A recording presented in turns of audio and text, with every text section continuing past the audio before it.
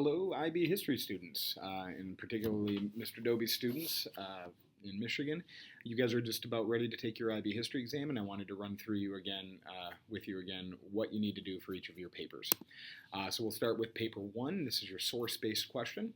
We've got 4 sources that we're dealing with. 2 are going to be primary in nature or secondary in nature, like you're going to have 2 primary, 1 secondary, 2 primary, or 2 secondary, 1 primary, doesn't matter.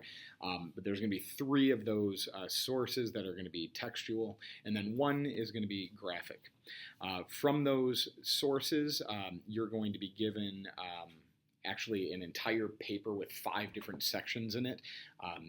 The new exam this year rolls out all 5 possible choices that your teachers could have chosen. Ours is number 3. So my kids, when we get our 5-minute reading period, we're going to flip right to the middle of the test and look for section number 3 on the move to global war. We're going to read those in our 5-minute period, reading period, and then we've got 60 minutes to actually get down to writing. And the 60-minute timing is the most challenging part of this question. The questions that you're going to see on paper 1, there's 4 of them. For my students, we're in section 3, so we're looking at questions 9, A and B, 10, 11, and 12. 9A, this is the, if you can read a source, you can get all the marks. So you're going to be given a question, and it's going to say, what does this source say about this issue? So you're going to read that source and you're going to pluck out 3 points because it's a 3-mark question. And you're going to say, in reference to this issue, source J says this, and this, and this, and you're done. You've got about 6 to 8 minutes to knock that out. For 9B, this is your cartoon or picture or whatever image that they've given you. It's probably going to be a political cartoon, especially for the move to global war. You've got to give 2 points on this one. It's a 2-mark question, so we're going to give them 2 points. So you got about 4 to 6 minutes to play with this question. Don't be afraid of whatever is the most obvious thing that cartoon is telling you. The message being conveyed, you're gonna share the message that the artist is trying to convey, and then you're gonna also give a brief statement or sentence as to why you see that. The example we gave in class, if Benito Mussolini, for example, is in a political cartoon and he's drawn like a big hulking monster kind of figure. The message being conveyed is that Benito Mussolini is aggressive against, let's say, Abyssinia. And this is shown by drawing him like a big, scary monster. And you're going to do that for 2 separate messages that you can find in that cartoon. I would love you to write a 3rd and a 4th, but we just don't have the time to play around. So if you feel like you've got 2 good ones, you move on to the next question. If you feel like your maybe 2nd is kind of wishy-washy, maybe at that point you add a 3rd. Or if you have a few minutes left at the end of this paper, you probably won't, but if you have a few minutes left at the end of this paper, go back to 9B and add maybe a 3rd point to help you out in case you were off. Question number 10, or the second question on paper 1, is going to be your OPCVL. This is asking you, can you evaluate whether your sources would be helpful to a historian studying the topic at hand? We're going to go with 3 paragraphs here. First paragraph, you're going to handle the value and limitations of the origin. Second paragraph, the value and limitations of the purpose. Third paragraph, value and limitations of the content. We want to be very careful with this. For origin and purpose, origin, where does it come from? Who wrote it? When was it written? That's coming exclusively from the source citation information. For purpose, why does that document exist? Why was that document written? What is the book about that document was in? That's coming completely from the source citation information.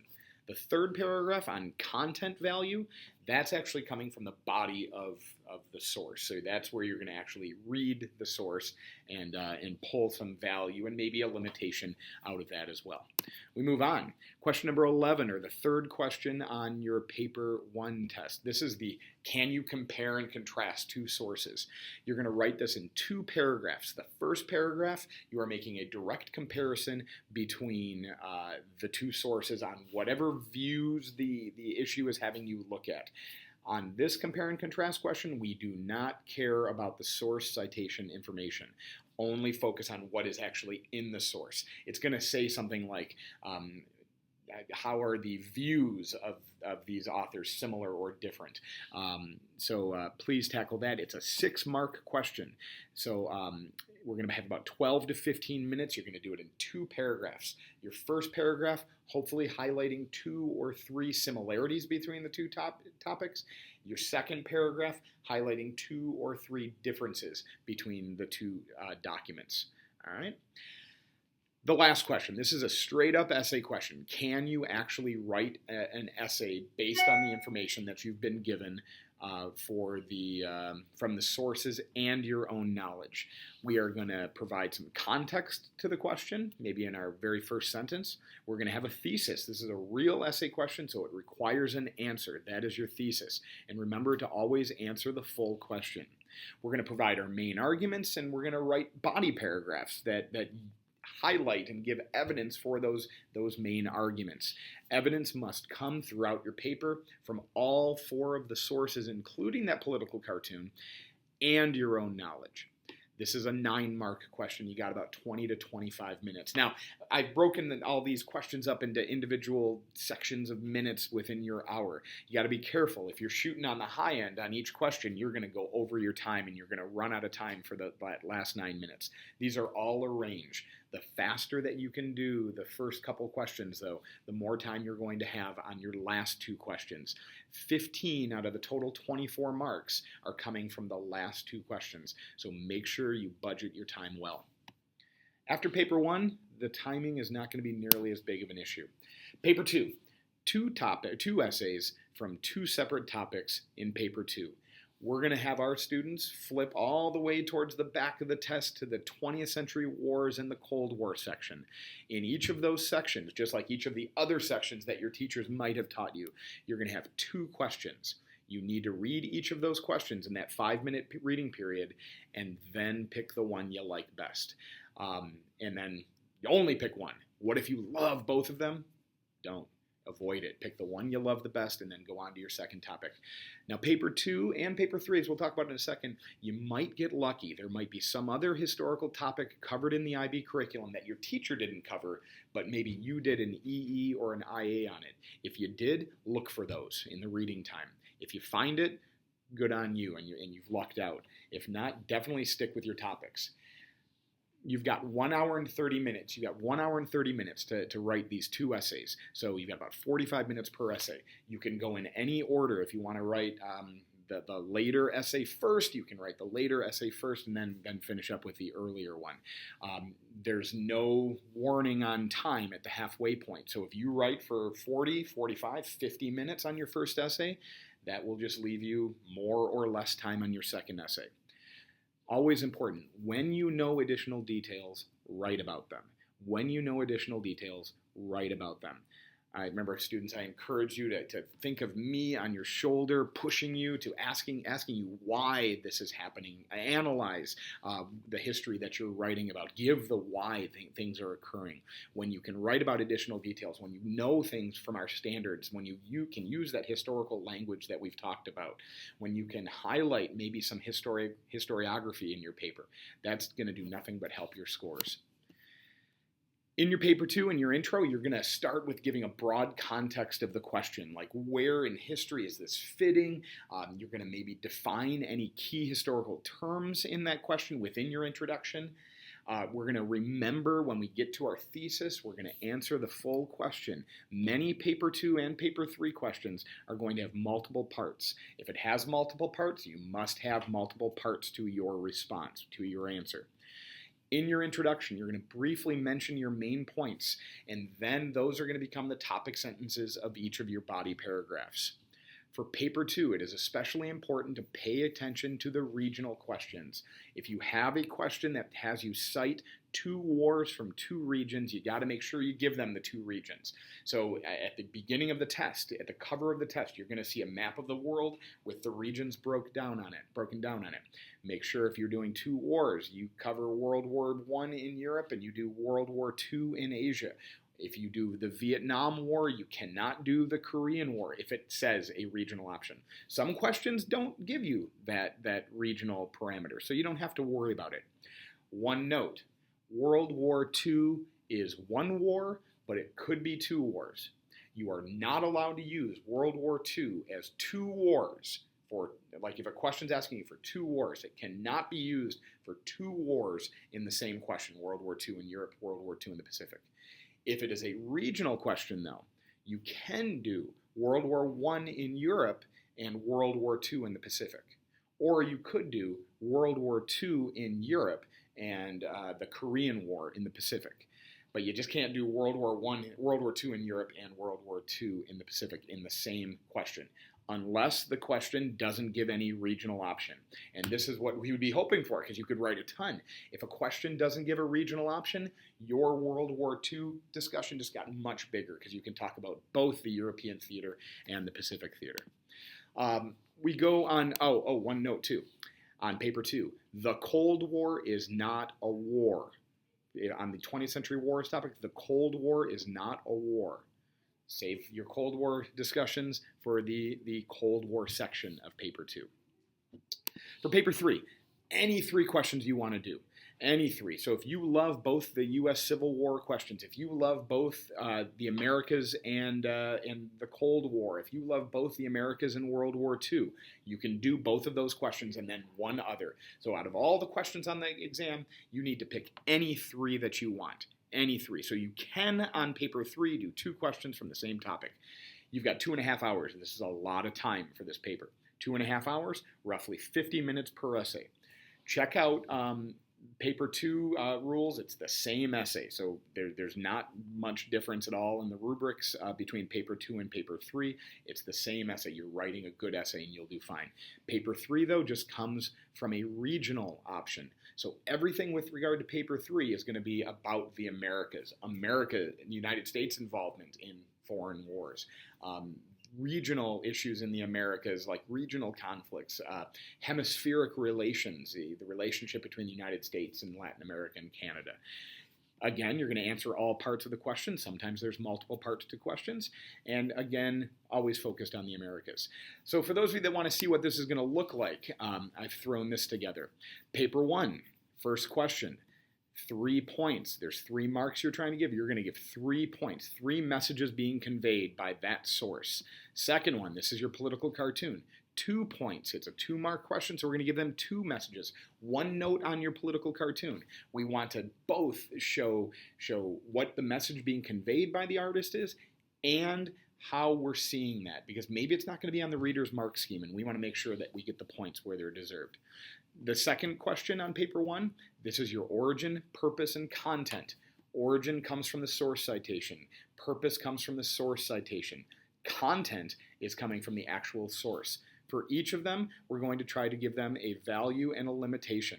I don't know why I have it a value and a C. That should be a value plus a limitation. We'll just assume that is an L. So for each of them, value and limitation for each of those 3 paragraphs.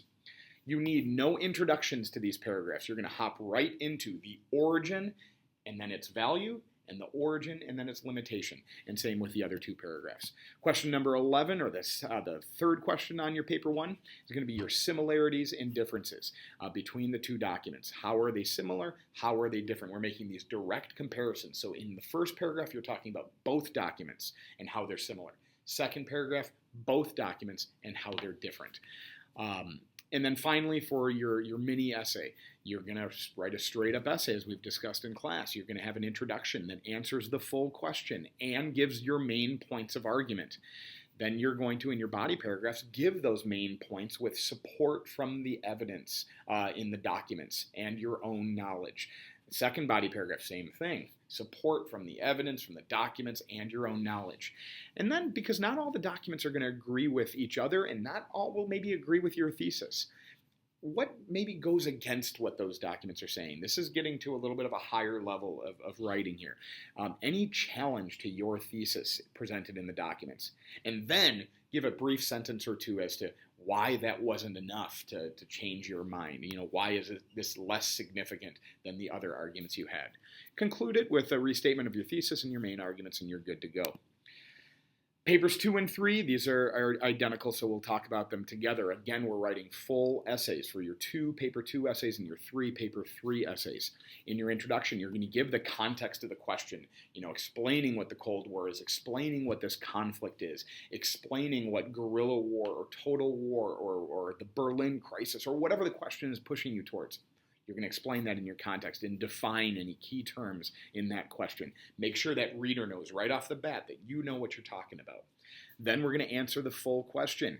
If it's a one-part question, easy for us. If it's a multiple-part question, we want to make sure we address multiple parts. A lot of questions about wars might talk about cause and nature of war. So you better write about the cause and the nature of the war within your thesis and then within your paper.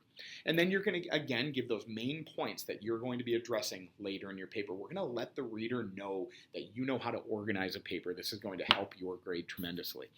Each body paragraph is going to begin with that topic sentence that you mentioned up in your introduction. So those topic sentences are the main points that you already highlighted that the reader knows is coming. And then within your body, you're going to provide as much accurate and relevant historical evidence that you can. These are the lectures we did. These are the readings that you did. You're going to pull that information out. And I want you to continually push yourself while writing this essay. What do I know? What more do I know? And wherever you can, you want to analyze. Wherever you can, you want to analyze. Give the why of history. Don't just say something happens. Say why it's happened. Give a reason why it's happened. That's historical analysis, and that will help your score. In your final paragraph of your body of each of these essays, mention any of those points that might challenge your argument. Are there any other counter arguments that would go against whatever your thesis is? But then note why those aren't as good as what you've already cited, why that is outweighed by the evidence you've already cited. So you're acknowledging that there is an opposition there, but then you're critiquing it. An example might be from World War I. To what extent was the alliance system a cause for war? And you might spend your entire paper talking about the alliances being a major factor for the cause for war. However, some would argue, and you're saving this for your bottom paragraph, some would argue that because the alliances actually existed in the years and even decades before the war, then maybe that's not the best reason. However, your argument is going to be it was the alliances in the summer of 1914 that would turn this small regional conflict into a much wider world war. So anyway, you're going to save that for your bottom paragraph. Again, that takes you to another level of analysis, critical analysis, that's going to help your score out. Conclusion, restate your thesis, restate your main arguments, and move on. That's for both paper 2 and paper 3. A couple other tips as a guy that's been reading these essays for the IB for the last few years, some things that help me as a reader. Plan your writing. Well-organized essays are well planned and they score high. So take the time, especially on paper 2 and paper 3. You've got some time to think about how you're going to write your papers before you actually write them. So plan before you write. Questions do not need to be done in any particular order. I recommend for paper 1 to do them in the order that they're presented. You're going to have a 5-minute reading period, which is good, but that's not going to be enough to really carefully read all 4 of those sources. So you've got the 5-minute reading period, and then you are going to do those paper 1 questions in order. When you do them in order, each of the questions is going to force you to look back at each source, and then by the time you get to your 4th question, the essay, now you've actually read all those sources at least a couple times. For papers 2 and 3, do them in the order that you like best. So whichever paper on paper 2 you think you know more about, you can write better, you do that one first. So if you spend a little bit more than your 45 minutes, you're fine. Your second paper you might not be as strong with, so you might not need that full 45 minutes.